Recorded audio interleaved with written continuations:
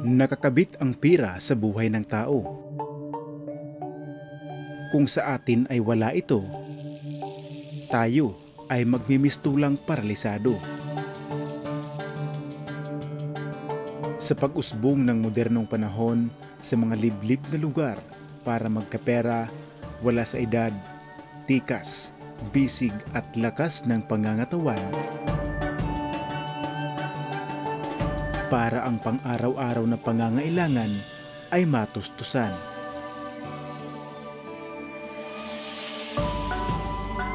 Kaya sa mga taong tulad nila, ang sa akala ng iba ay limot na, nagiging pera kung ito ay pinagpira-peraso na.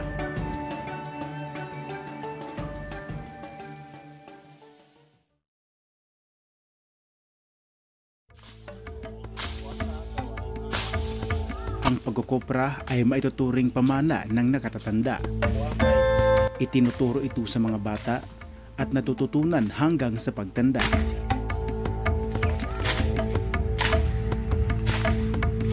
Karamihan sa mga bata ngayon ay umaasa sa bari-bariyang bigay galing sa magulang. Ngunit sa mga magulang na salat sa karangyaan, para magkapera, kailangan munang makipagmatigasan para akyatin ang matatayog na puno ng mga niyog. Ito lang kasi ang paraan para sila ay magkapera, ngunit ang masaklap, hindi sa kanila, ang koprang kanilang sinasaka.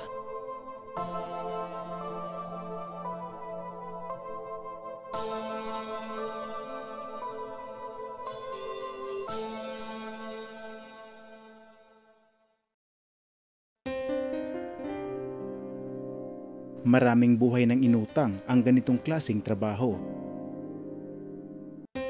Dito, tapang at lakas ng buong katawan ang kinakailangan para hindi ka malagay sa alangan.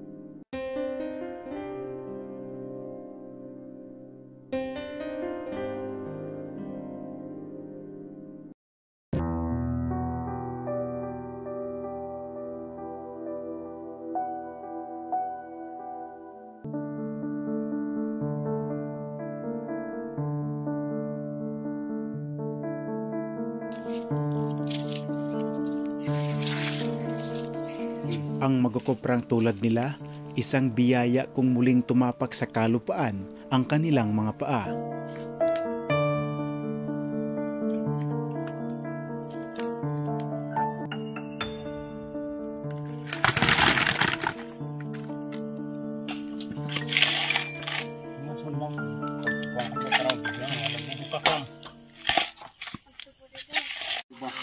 Katulong ni Kuya Nuno sa kanyang pagtatrabaho ang kaniyang dalawang anak. Araw ng Sabado at Linggo, imbis na maglaro, sa kabukiran ito nagtungo.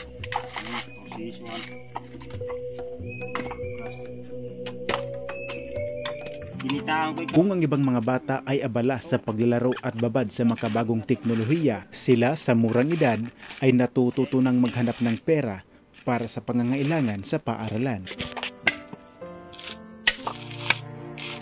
Ngunit ang kanilang trabaho ay ang saktuhan lang sa lakas ng kanilang pangangatawan at hindi sa pangmalakasan.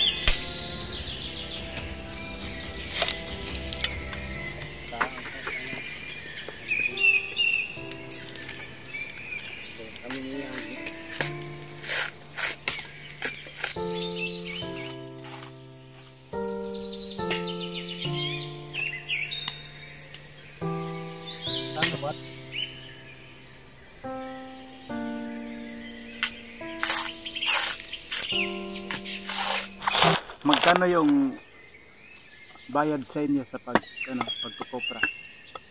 Minsan pag arawan sa pagkupra 300 yung isang araw ang bayad. Ilan na yung pinakamalaki mong natatanggap na bayad sa pagkukopra? 500 ka piraso, minsan 1,000. Kaya ang 500 ka piraso nababayaran ng 4,000 ganun. Anong grade na to? Ito, Grade to. Ito. 5. Yung isa, wala man dito yung isa. Kinder yung isa. Okay lang ba sa inyo na sa murang edad nila ay tumutulong na sa paghahanap buhay sa kopra para makabili sila ng kanilang gamit pang aral?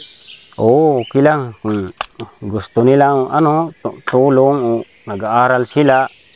Pag walang klase, pag walang pasok, ganun. Pinapasama ko sila sa akin para ako may kasama. Minsan may kausap ako doon sa pagkukupra. Ganun. Sa ganitong klaseng trabaho, ano yung kaya nilang gawin? Pag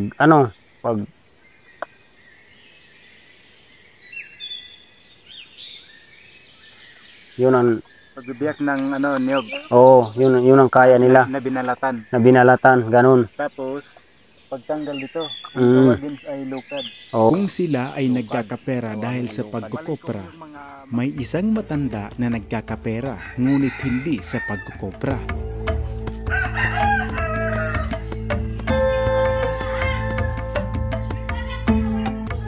Sa barangay Tumugbong ay nakilala ko si Nanay Angeles, isang senior citizen at may munting sakahan. At isa sa kanyang pinagkukunan ng pera ay ang paggagawa ng walis.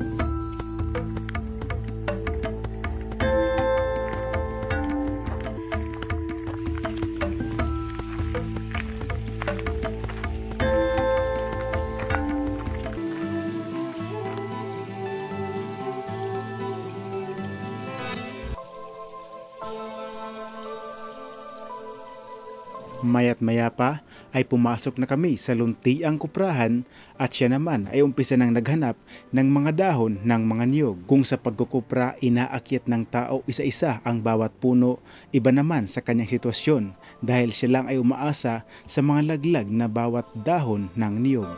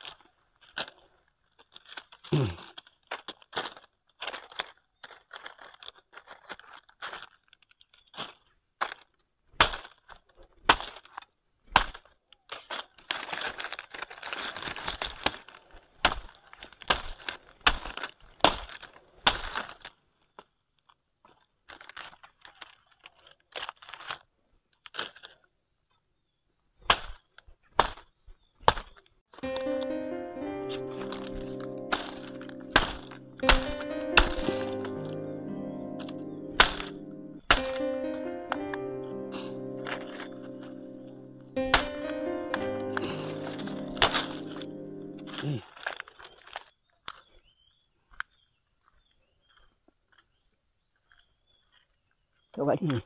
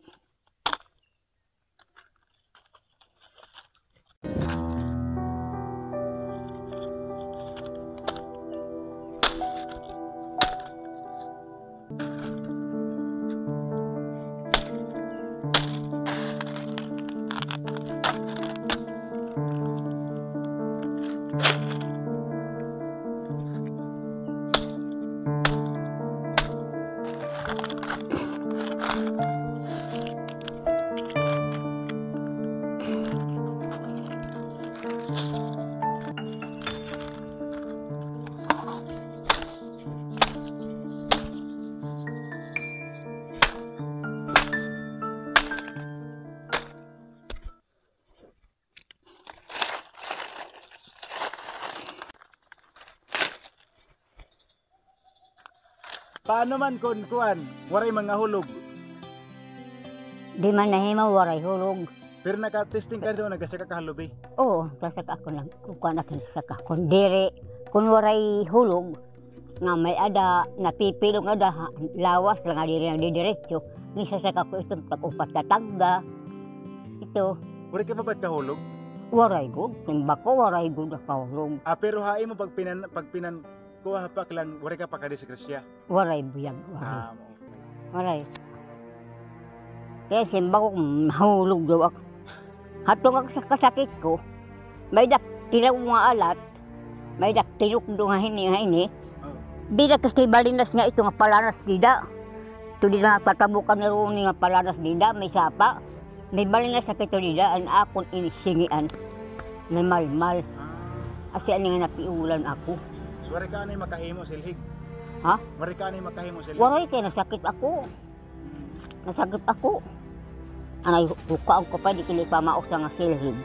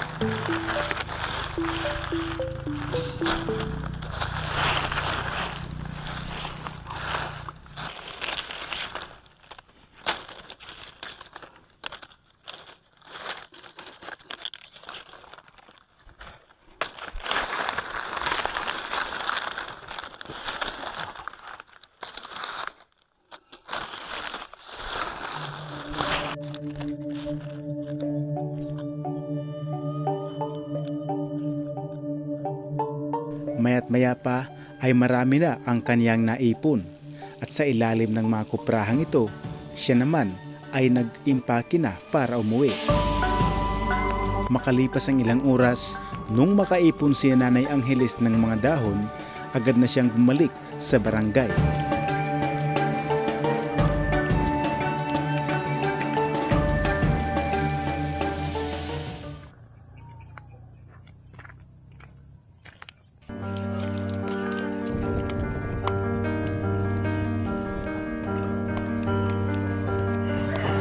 At sa bahay ng kanyang anak, dito naman siya nakikitira.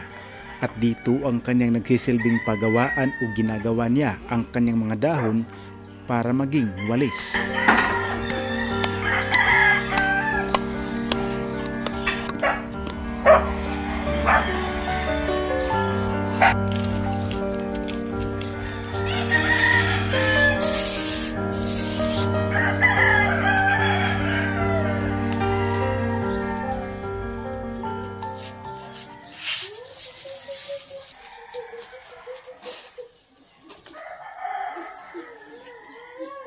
Ayon kay Nanay Angeles, ang paggagawa ng silhig o walis tingting ay hindi ginagawa sa araw-araw.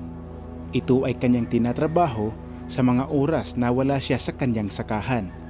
Kaya't sa mga likalipas na araw, may naipon na siyang walis tingting na umaabot na 6 na piraso.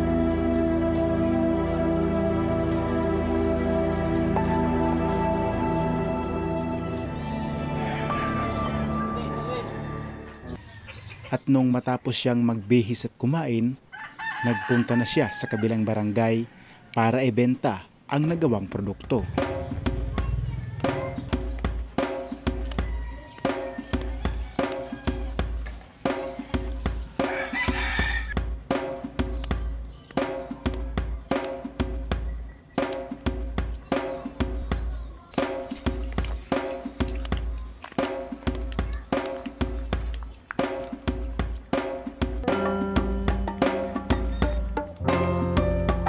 At nung makarating ito sa kabilang barangay, may bumili agad sa kanyang paninda.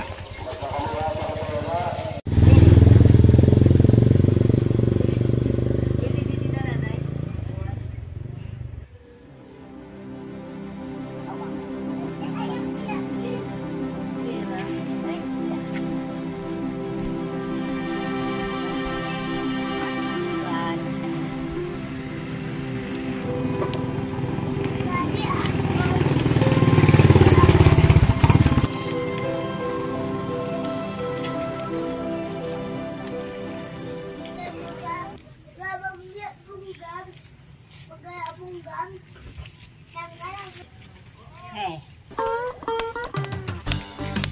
Ah.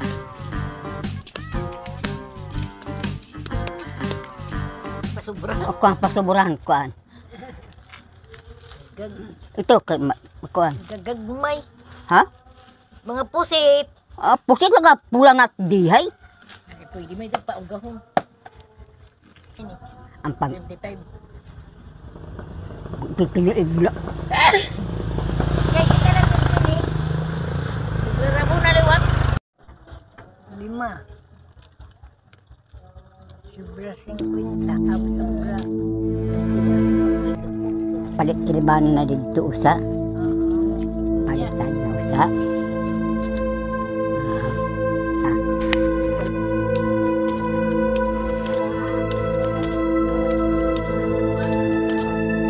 Tinamo nga ni Akdi din naka-standby. Kabataan pinambari. Pagtugon-tugon lang at mawaray na. Oo, matawag na lang kan. Upe. Oo. Kandama na nga supina. Oo. Kandama na nga supina. Sige. Balitak na. Iya ini kuan. Iya ini project. 30 na. Oo. Kasi usa imo. Duha. Salakon nga. Mag-iisang oras pa lang kami sa kabilang barangay, ang kanyang mga paninda halos maubos na. At sa puntong ito, 2 na lang ang natitira.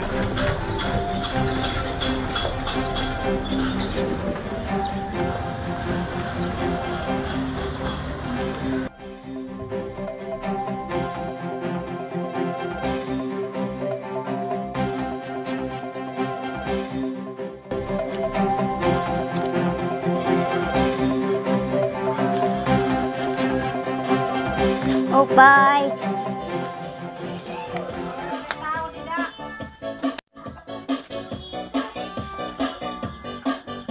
So, sunod na lang iba. Oh, sunod na lang iba. Okay, waray ka man. Oh, waray man ang kwarta.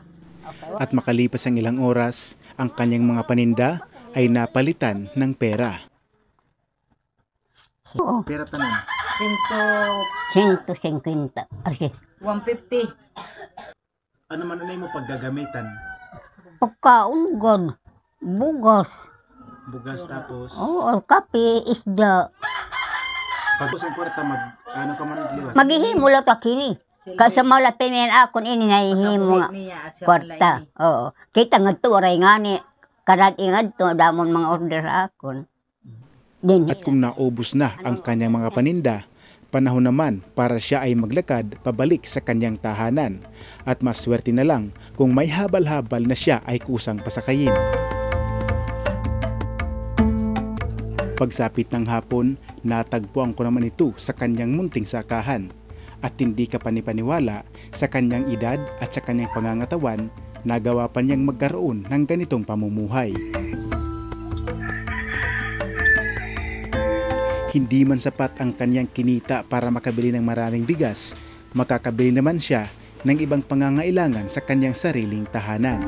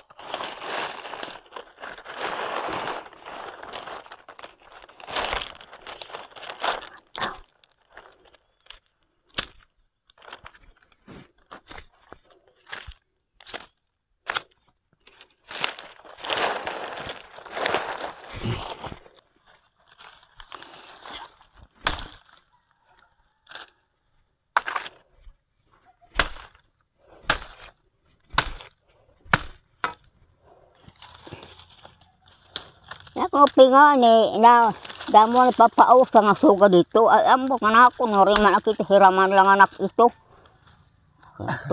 Hiraman lang ito.